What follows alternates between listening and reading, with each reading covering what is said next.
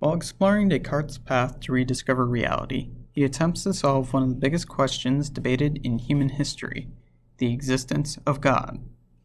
Descartes, in light of this complex concept, makes the assumption that God does exist and provides his position with arguments that are focused on our relation to knowledge.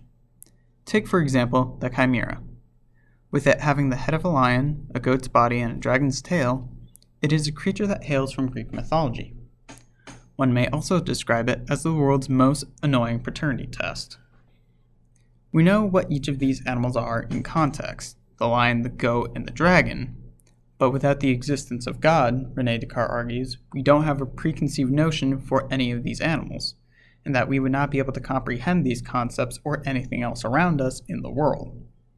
The evolution of this rediscovery leads us to question if a higher power is attempting to deceive us.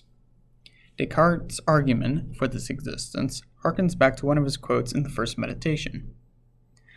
I'll suppose, therefore, that not God, who is supremely good and the source of truth, but rather some malicious demon of the utmost power and cunning has employed all his energies in order to deceive me.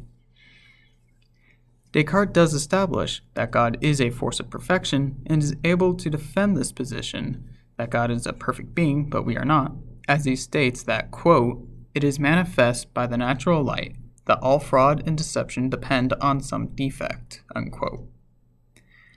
Essentially, this is saying that while our senses do indeed fail us from time to time, it is not because God intentionally created it this way, but rather that our senses are flawed, and that this disconnect is the main reason we must doubt everything until we can come onto a logical conclusion.